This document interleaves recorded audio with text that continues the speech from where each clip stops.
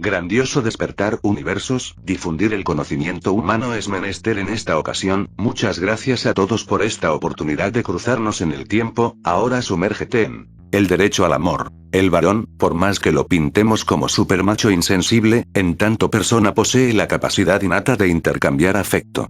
El amor es la red sutil en la que se asienta la convivencia, y el lugar donde prospera lo esencialmente humano. En la ocurrencia del amor nos mezclamos y nos comunicamos de muchas formas. Es en el amor donde los valores se certifican y donde el lenguaje cobra significado. El derecho al amor libre y responsable es tan importante como el derecho a la salud y a la alimentación. Sin la opción del amor se cierra la puerta a la vida, tal como lo confirman las enfermedades psicológicas que se originan en las pérdidas y en la soledad afectiva. En el desamor solo hay desolación. Perder la posibilidad de ser mediadores y sentidores del amor es desconocer millones de años de evolución, y negarse a dar el gran paso que define el sentido de lo humano. Es en la vinculación con otros cuando de verdad nos reconocemos a nosotros mismos. No hay sabiduría, si no hay relación. La especie humana es increíblemente sensible a la vivencia amorosa. Cada uno de nosotros se comporta como una antena a través de la cual el amor pasa, entra, sale y vuelve a entrar. Repito. El ser humano es un facilitador natural del afecto, y un promotor innato del intercambio emocional. Lo masculino y lo femenino, entonces, solo son modalidades idiosincráticas de refracción afectiva. Dos caras de la misma moneda. Aunque pueda haber diferencias de forma, ambos palpitan y reaccionan ante el impacto energético del amor. La nueva masculinidad tiene clara conciencia de los obstáculos que no le han permitido realizarse en el amor interpersonal, y por eso intenta superarlos.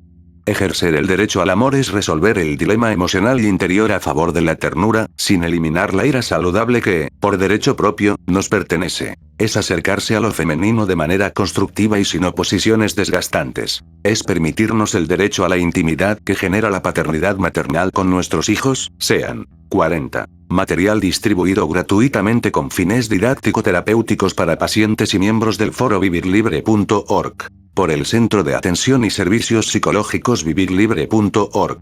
www.vivirlibre.org. Mujeres o varones. Es dejar de rivalizar y competir ridículamente con otros hombres y fomentar en forma abierta la amistad intermasculina. Por último, el derecho al amor es poner a trabajar nuestra bioquímica en la dirección correcta y ser capaces de llorar, abrazas, acaricias, contemplar, reír, mimar y sonreír, si nos da la gana de hacerlo. Es poder sentir con mayúsculas, en colores, en alta tensión, sin miedos, sin censuras y de cara a la humanidad que nos pertenece. Emocionarse al compás de otros es darle a nuestra vida una nueva sintonía, y descubrir que la soledad afectiva no es otra cosa que una mala elección. En palabras de Vivekananda, ¿qué es el amor humano? Es más o menos una afirmación de esta unidad. Soy uno contigo, mi esposa, mi hijo, mi amigo. Parte tercero. La sexualidad masculina. Un problema para resolver. La dependencia sexual masculina. El deseo irresistible y desbocado por las mujeres es una realidad que afecta a la generalidad de los hombres. La gran mayoría de los varones, tarde que temprano, nos rendimos al incontenible impulso que nos induce, sin compasión ni desalmadamente, no ya a la reproducción sino al placer del sexo por el sexo. La dependencia sexual masculina se hace evidente en el erotismo que tiñe prácticamente toda nuestra cultura. La demanda es desesperada y la oferta no tiene límites. El incremento alarmante de violaciones, prostitución, abuso infantil, acoso sexual y consumo masivo de pornografía. 41. Material distribuido gratuitamente con fines didáctico-terapéuticos para pacientes y miembros del foro vivirlibre.org. Por el Centro de Atención y Servicios Psicológicos vivirlibre.org. www.vivirlibre.org. Violenta, entre otros indicadores, evidencian que en el tema de la sexualidad algo se nos salió de las manos. La prevalencia de parafilias, un tipo de trastorno sexual, que se producen violentamente y contra la voluntad de las otras personas, como el sadismo sexual y la pedofilia, preferencia sexual por los niños, ha aumentado ostensiblemente.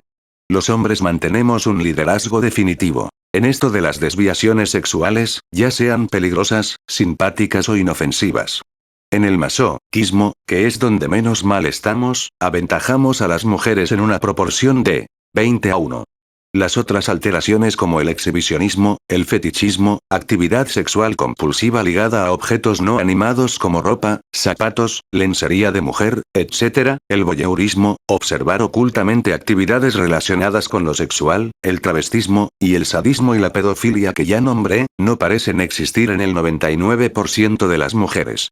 Por el contrario, los llamados trastornos del deseo sexual, es decir, desgano por el sexo, son mucho más frecuentes en mujeres que en varones. El sexo ejerce sobre nosotros, los hombres, la mayor fascinación. De una manera no siempre consciente, pensamos casi todo el día en eso, nos gusta, nos atrae, lo extraeríamos, lo necesitamos como el aire y, lo más importante, lo exigimos. Si algún osado varón decide eliminarlo de una vez por todas, sin cirugías y a plena voluntad, la tarea suele quedarle demasiado grande. Nadie está exento. Mientras una mujer promedio puede estar tranquila durante meses sin tener sexo, el varón normal, al mes o mes y medio, empieza a sentir cierta inquietud interior que luego se transforma en incomodidad, y más tarde en barbarie. La libido comienza a nublarle la vista y a maltratar su organismo, e incluso su inteligencia comienza a debilitarse. Un mal humor y cierta quisquillosidad imposible de ocultar afectan su entorno inmediato, sobre todo cuando amanece. La mayoría de los hombres, salvo honrosas excepciones como los eunucos y algunos célibes, no sabe ni puede vivir sin esta tremenda fuerza vital funcionando. El sexo nos quita demasiado tiempo y energía. Si esto no es adicción, se le parece mucho. La famosa frase de César Pavese: los hombres estarnos locos, la poca libertad que nos concede el gobierno, nos la quitan las mujeres, adquiere especial significado en lo que a sexualidad se refiere. La nueva masculinidad quiere canalizar esta primitiva y encantadora tendencia. Jamás eliminarla, no está de más la aclaración, sino reestructurarla, reacomodarla y tener un control más sano sobre ella. No estoy hablando de asexualizar al varón, eso sería desnaturalizarlo. El sexo nos gusta y eso no está en discusión.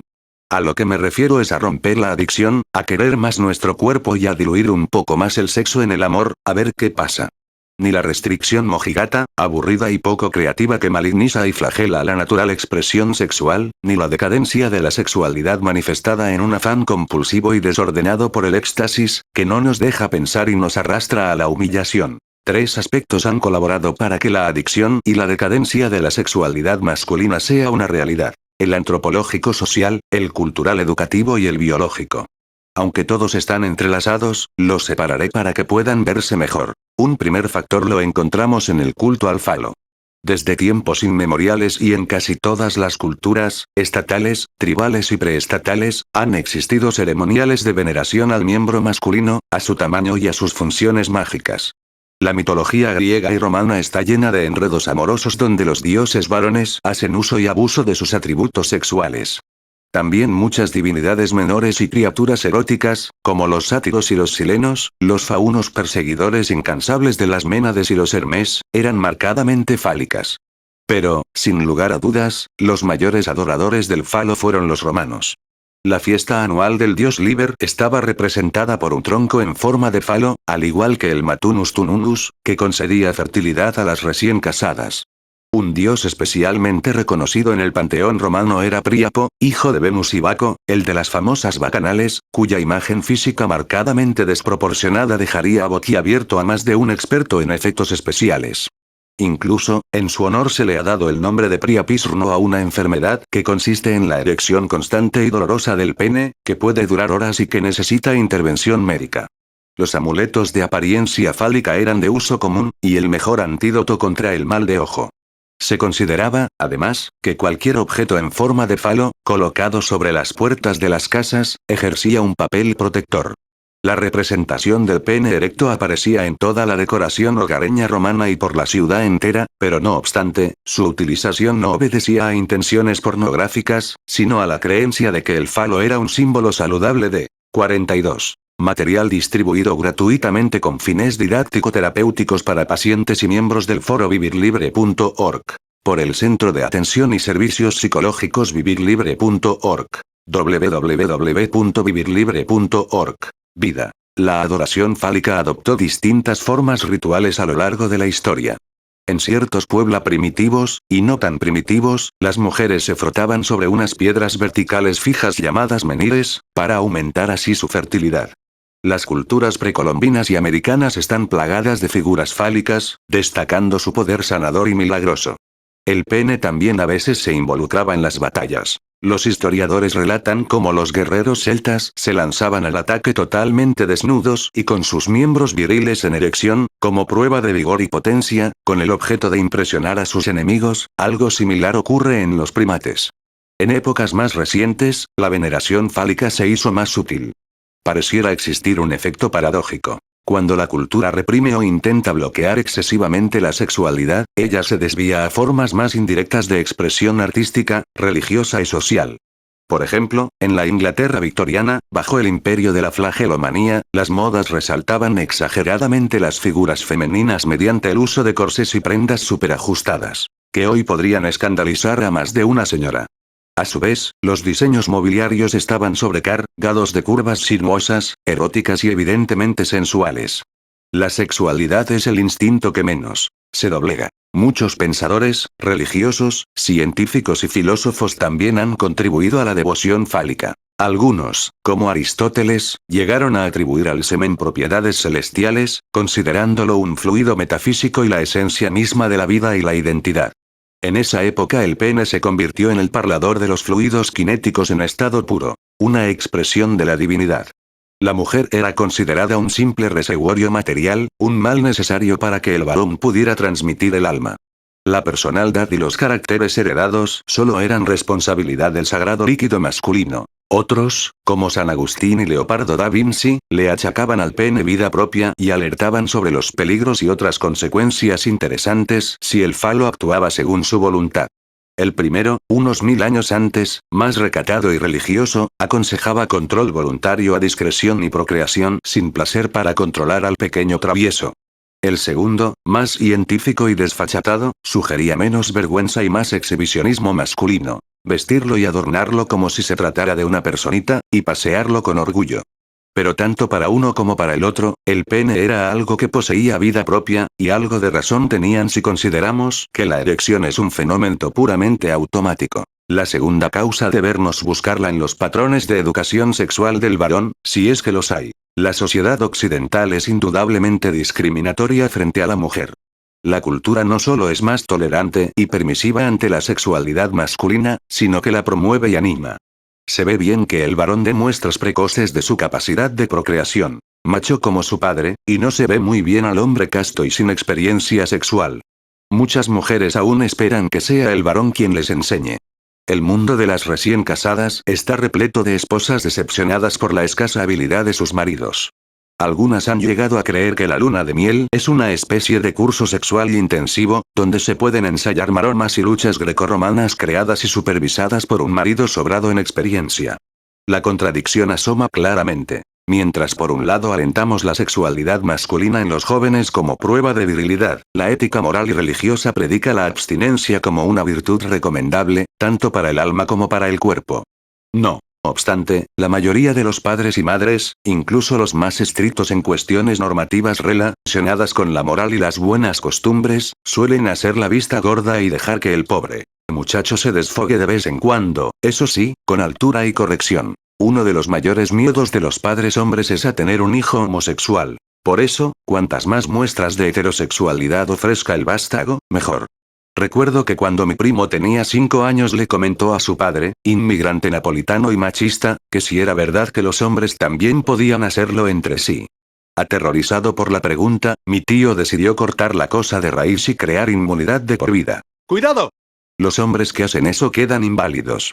Fue tajante y contundente. Mi primo y yo nos miramos, como diciendo, ¡qué interesante! El problema fue que nuestro consejero sexual no previó las consecuencias. A los pocos días, esperando que cambiara un semáforo. 43. Material distribuido gratuitamente con fines didáctico-terapéuticos para pacientes y miembros del foro vivirlibre.org. Por el Centro de Atención y Servicios Psicológicos vivirlibre.org. www.vivirlibre.org. En rojo, vimos pasar a un señor de mediana edad en silla de ruedas. Nuestra impresión fue enorme. Estábamos observando la prueba viviente de la depravación masculina. La marca del pecado hecho realidad, desfilaba tranquila y descaradamente frente a nuestros ojos. No solo no pudimos disimular nubes, tras sorpresa, sino que decidimos tomar partido y ser solidarios con la causa de los verdaderos machos. Al instante, sacamos la cabeza por la ventanilla y, ante la mirada atónita del pobre señor y demás transeúntes, comenzamos a esgrimir las sagradas consignas. Mariquita. Y mariquita. Degenerado. Ya sabemos lo que hiciste. Mariquita. En fin, las arengas fueron tan efusivas y explícitas que mi tío se pasó el semáforo en rojo, no sin antes preguntar si habíamos enloquecido. Necesitamos varias sesiones extras de educación sexual para comprender que la cosa no era tan drástica, y que había excepciones. En realidad, según la experiencia de mi tío, solamente algunos hombres que hacían el amor con otros hombres se volvían parapléjicos. Deberíamos ser más sinceros con nuestros hijos. Más allá de cualquier juicio de valor al respecto, hay que preparar mejor a los pequeños varones para enfrentar su vida sexual. Se da por sentado que el hombre viene, desde el nacimiento, con el don sexual en su haber, y pese a que la existencia de este instinto es innegable, es posible detectar erecciones en fetos desde los 7 meses, no es suficiente para que un buen desarrollo psicosexual tenga lugar. La información inadecuada y distorsionada sobre el tema crea una ambivalencia ética biológica, pecado vs. placer, la cual suele disimularse en una doble vida culturalmente aprobada y amparada en el matrimonio, esposa y moza. Una honesta educación sexual masculina, sin mentiras ni falsos principios, está por construirse. El problema es que no parece haber muchos instructores dispuestos a ayudar. Mientras tanto, millones de hombres se entrenan y aprenden el complejo arte de la infidelidad, sin ser vistos. Una tercera variable que predispone marcadamente a la adicción está relacionada con el placer biológico. Tratando de no caer en reduccionismos organicistas, entre hombres y mujeres hay una tajante diferencia biológica en lo que se refiere a la relación que se establece entre placer sexual y procreación.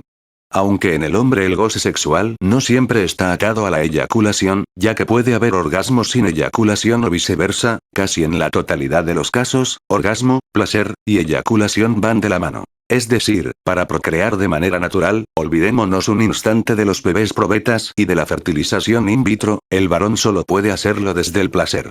Si no hay excitación, es bastante difícil, si no imposible, depositar los espermatozoides necesarios para que se dé la concepción. Venimos equipados para sentir el sexo de manera intensa y vigorosa. Hasta hace poco, cuando los métodos artificiales de procreación estaban en pañales y la naturaleza mandaba, la conclusión era definitiva. Si se acababa el placer sexual, se acababa la especie.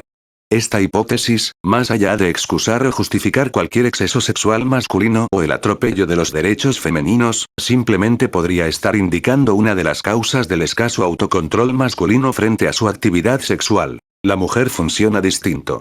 Aunque ella posee una gran capacidad para sentir y disfrutar del sexo tanto o más que nosotros, el orgasmo femenino no es una condición biológica directa para la concepción. Miles de casos de embarazos producto de violaciones lo atestiguan, como también aquellas mujeres inorgásmicas que son madres. Esto es irrebatible. El deseo sexual puede inducir a la mujer a tener más relaciones y aumentar la probabilidad de que quede embarazada, pero esto no implica que el orgasmo intervenga directamente en la gestación. Galeno pensaba que existía un semen femenino imprescindible para la procreación, que al juntarse con el semen masculino formaba el embrión. Esta posición era muy feminista para la época, ya que al ser el orgasmo femenino un requisito esencial para la fecundación, los moralistas cristianos de aquellos tiempos no tenían más remedio que aceptar el placer femenino y reivindicar el derecho de la mujer a sentir. Sin embargo, la posición de Galeno no solo chocaba con la realidad, sino con los respetadísimos y temibles dogmas aristotélicos que decían lo contrario.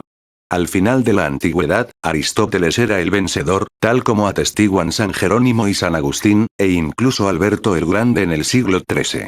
Pero en los siglos XVI y XVII, los médicos, más orientados al quehacer científico, y un grupo importante de filósofos, retomaron nuevamente la teoría de Galeno. La disputa siguió por varios cientos de años, sin definiciones drásticas y tratando de quedar bien con los padres de la Iglesia y la ciencia médica. Además, la cosa tenía un claro matiz teológico, porque nadie podía dudar de un placer sexual femenino, pero este debía tener alguna utilidad para la procreación para que pudiera ser aceptado por la doctrina cristiana. Por último, para resumir la cosa, la salida. 44. Material distribuido gratuitamente con fines didáctico-terapéuticos para pacientes y miembros del foro vivirlibre.org. Por el Centro de Atención y Servicios Psicológicos vivirlibre.org. www.vivirlibre.org. Diplomática intermedia entre Galeno y Aristóteles fue reconocer salomónicamente que, si bien el goce femenino no era condición necesaria para la fecundación, lo era para su perfección. Se decía que los niños que habían sido concebidos con placer sexual femenino debían ser más sanos y perfectos que los que eran concebidos sin placer sexual maternal. En la actualidad, parece haber acuerdo en que el aporte biológico femenino, a la supervivencia de la especie, más que el orgasmo, es el afecto y el amor hacia el recién nacido.